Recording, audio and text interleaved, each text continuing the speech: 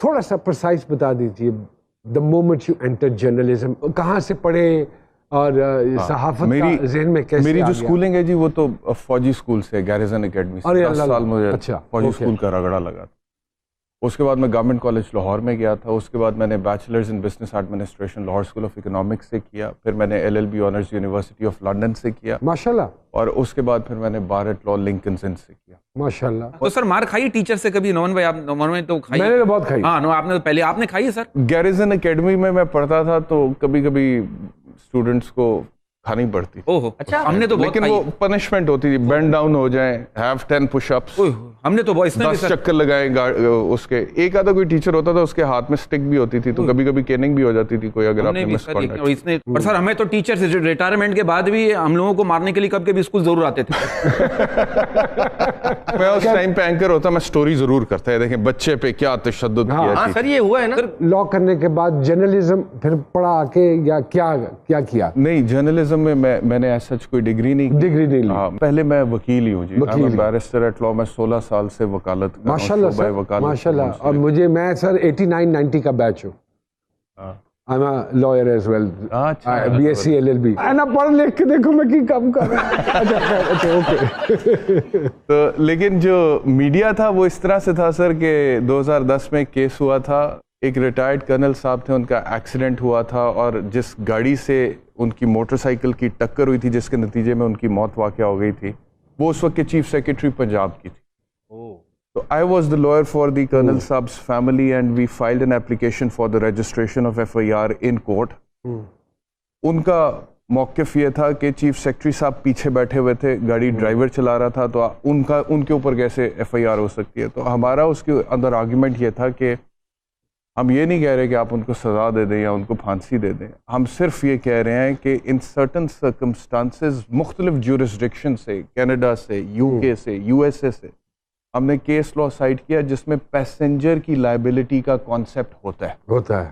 تو وہ جب میں بحث کر کے نکلتا تھا باہر, تو اس ٹائم پہ مختلف چینلز کی DSNGs وغیرہ کھڑی ہوتی تھی, باہر سوال پوچھتے تھے رپورٹرز, میں جواب دیتا تھا. تو وہاں سے ایکسپریس نیوز کے جو اونر ہیں سلطان لکھانی صاحب, انہوں نے مجھے پک کیا. ان کا ایک برین چائلڈ تھا پروگرام انصاف 2, جس میں جوڈیشل سسٹم میں جو کیسز طوالت کا شکار ہیں ان پر پروگرام کرنا چاہ رہے تھے. تو انہوں نے آڈیشن لیا. میں نے سنا کہ لکھاری صاحب نے کوئی 50 ایک آڈیشن لیے تھے, ان کو کوئی بندہ پسند نہیں آ رہا تھا. مجھے کہا, میں نے دیا, میں پسند آ گیا. تو وہاں سے مائی جرنی. انہوں نے آگے ڈراموں کی آفر نہیں کی؟ خوش شکل, ٹال, ہینڈسم لکنگ مین, میں کہہ رہا اتنے خوبصورت اسمارٹ آدمی ہے, جج بھی فوراً فیصلہ سنا دیتا ہوگا. چندر چور والا ہے, ماچس فلم میں نہیں تھا چندر چور؟ ہاں, چاکلیٹ ہیرو, آنکھیں بھی. سر مذاق نہیں. ہاں نہیں آپ ٹھیک کہہ رہے ہیں. مجھے یاد آ گیا, وہ ایک دفعہ نعمان بھائی 302 کے کیس میں ٹرائل کر رہا تھا, مرڈر ٹرائل. تو جج صاحب میری بڑی تعریفیں کری جائیں, بیرسٹر صاحب آپ کو تو فلموں میں کام کرنا, بیرسٹر صاحب آپ کی تو بڑی پرسنالٹی ہے. میں کہ یار ایڈا جج صاحب گلہ کر رہے ہیں, اللہ خیر ہی کرے. بعد میں وہ میرے کلائنٹ کو سزائے موت کا حکم سنا دیا تھا, بعد میں ہائی کورٹ سے آپ نے بری کرا لیا تھا, وہ ایک علیحدہ بات. تو اس وجہ سے میں واپس لے لیا سوال. بیرسٹر احتشام صاحب ہمارے ساتھ موجود ہیں. چھوٹی سی بریک لیتے ہیں, بریک کے بعد دوبارہ آپ کی خدمت میں حاضر ہوتا ہوں.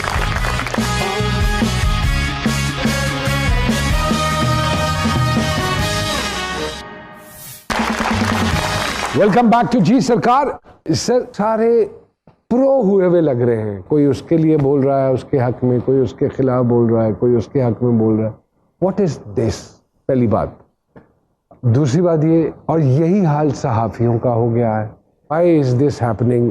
اتنی زیادہ بائیفیکیشن اور اتنی زیادہ ڈویژن, بڑا افسوسناک ہے. افسوسناک. اور یہ صحافت کا انحطاط ہے, اور یہ اسی وجہ سے ہے کہ پروفیشنلزم ختم ہو گیا. لیکن میں آپ سے عرض کروں دیٹ میں ضرور یہ کریڈٹ لینا چاہوں گا that I am one of the few people جنہوں نے اپنی کوئی پرماننٹ ایفیلیشن ڈیسائیڈ نہیں کر لی کہ اگر یہ بندے کی ہم نے کسی ایک ایشو پر ہمیں لگتا ہے کہ یہ بندہ. آپ کو لگتا ہے کہ صحافی کو پولیٹیکلی انکلائنڈ ہونا چاہیے کسی بھی پولیٹیکل پارٹی سے؟ ایز این انڈیویجول آپ کی انکلینیشنس ہوتی ہیں. مثال کے طور پہ آپ پاکستانی بھی تو ہے نا, آپ نے ووٹ بھی تو کاسٹ کرنا ہے نا, آپ اپنے پسند کے کینڈیڈیٹ کو یا پارٹی کو یا لیڈر کو ہی ووٹ کریں گے نا, وہ آپ کی انکلینیشن ہوتی ہے. لیکن ایز اے جرنلسٹ اگر آپ نے اپنا یہ مائنڈ بنا لیا ہے کہ میں نے صرف اس پولیٹیکل پارٹی کو یا اس لیڈر کو سپورٹ کرنا ہے بالکل اسی طرح بلکہ اس سے بھی زیادہ جس طرح اس کا ورکر سپورٹ کرتا ہے یا کارکن سپورٹ کرتا ہے, تو that is where you lose your credibility and professionalism as a journalist. I agree. اور دوسرا یہ ہے کہ آپ دیکھیں کہ آج کل سوشل میڈیا کا زمانہ ہے, وی لاگز, یوٹیوب وغیرہ, اس میں بہت سارے لوگ ایسے ہیں جو کہ دیکھتے ہیں کہ کس لیڈر کی فالوئنگ زیادہ ہے, اس کے حق میں بات کرنے سے وی لاگ بکے گا, وی لاگ بکے گا تو ڈالر ہمارے اکاؤنٹ میں آئیں گے, تو پھر وہ اسی کے حق میں وی لاگ بناتے ہیں, کم واٹ میں, اور وہ بڑے پرومیننٹ نام ہیں اور بڑے پرومیننٹ نام ہیں, سب جانتے ہیں ان کے حوالے سے, آپ کو ان کی گفتگو سے ہی پتہ چل جاتا ہے. لیکن یہ کہاں کی صحافت ہے؟ یہ کہاں کی صحافت؟ مطلب کہ میں مانتا ہوں کہ عمران خان کیپٹن ہے, ورلڈ کپ جیتا ہے, شوکت خانم ہے, 22 سال کا سٹرگل ہے, اس کے بعد پھر پرائم منسٹر بنے, لیکن میں یہ تو نہیں مان سکتا کہ عمران خان خطا سے پاک ہی نہیں ہے. باقیوں پہ تو ہم تنقید کرتے ہیں, لیکن میرا اکثر اس بات پہ اختلاف ہوتا ہے کہ بھائی عمران خان کوئی خطا سے پاک تو نہیں ہے نا, تو جہاں پہ وہ غلط ہے میں اس کو غلط کہوں گا, اور غلط کہنے پہ اگر آپ مجھے یہ کہیں کہ میں ایجنڈے پہ کام کر رہا ہوں, میں لفافہ ہوں, میں ضمیر فروش ہوں, تو ایسا نہیں ہے, بلکہ وہ لوگ جنہیں عمران خان کی غلطی نظر ہی نہیں آتی ہے ان سے یہ سوال پوچھیں. کیونکہ ایک دور تھا سر ہمارا صحافی بڑا پولائٹ ہوتا تھا گفتگو کے حوالے سے, اور بڑی پولائٹلی اور ڈیسنٹلی بات کیا کرتا تھا, اور ہم تنقید کیا کرتے تھے کراس دا بارڈر جو صحافت جیسے ہوتی ہے. ہمارا بھی صحافی اب یا جو اینکر ہوتا ہے اسپیشلی کرنٹ افیئر کے پروگرام میں, وہ بڑا لاؤڈ ہوتا چلا جا رہا ہے, بڑے اسٹرانگ ہو گئے ہیں سر. پہلے ناشتے پہ آ جاتے تھے, اب ویگو پہ آتے ہیں. ویگو ڈالا کیا ڈالا کہندے عوام کو لگ رہا ہے کہ اسی بھی وہ جی حرکتیں شروع کر دیتی ہیں سماؤ دی ادر. اس کے بارے میں کیا کہیں گے؟ یہ بات ٹھیک ہے, میں نے تو آپ سے پہلے اتفاق کیا ہے کہ بہت سارے مسئلے ہیں, لیکن اگر میں ہندوستانی میڈیا کے ساتھ کمپیریزن کروں تو ہم بہت بہتر ہیں. ہاں, مطلب کہ ادھر تو آپ دیکھیں وہ تو ایسے جیسے کوئی ذہنی مریض ہیں, ایسے چیختے ہیں اپنے گیسٹ کے اوپر اور عجیب و غریب زبان کا استعمال کرتے ہیں, اور خاص طور پہ اگر آپ دیکھیں کہ مائنورٹیز میں سے اگر کسی پولیٹیشین کو اینکر نے لیا ہو تو وہ تو کہتا ہے میں آپ کو شو سے نکال دوں گا, یہ کر دوں. وہ ایک نیکسٹ لیول کی انسینٹی ہے. میں سمجھتا ہوں ہمارے میڈیا میں اس طرح سے ابھی اس لیول پہ انسینٹی نہیں, اور اللہ کرے ہو بھی نہ. اب جو ایز این آڈینس یا عوام ہمیں جو فیل ہوتا ہے کہ جو یہ پروگرام کر رہے ہوتے ہیں اس میں, اور جو یہ اپنا پرائیویٹ وی لاگ کر رہے تھے جس سے انہوں نے پیسے کمانے ہیں, گفتگو میں بہت فرق آ گیا. اب یہ کتنی بڑی انٹلیکچوئل ڈس آنیسٹی ہے نعمان بھائی, آپ خود بتائیں. That's what I'm asking you, آپ مین اسٹریم میڈیا پہ بیٹھ کے ایک بات کر رہے ہیں اور آپ وی لاگ پہ دوسری بات کر رہے ہیں, اور پھر بھی لوگ سن رہے ہیں, ہاں, اور آپ کا وی لاگ بک رہا ہے اور آپ پیسے کما رہے ہیں. تو اس قوم کا بھی تو کوئی کرائٹیریا ہونا چاہیے. اچھا, وہ لاجک یہ بات دیتے ہیں کہ ہم یہ تو ہماری ذاتی رائے ہے. اعتبار ختم ہوتا چلا جا رہا ہے, بلکہ ہو گیا ہے ختم.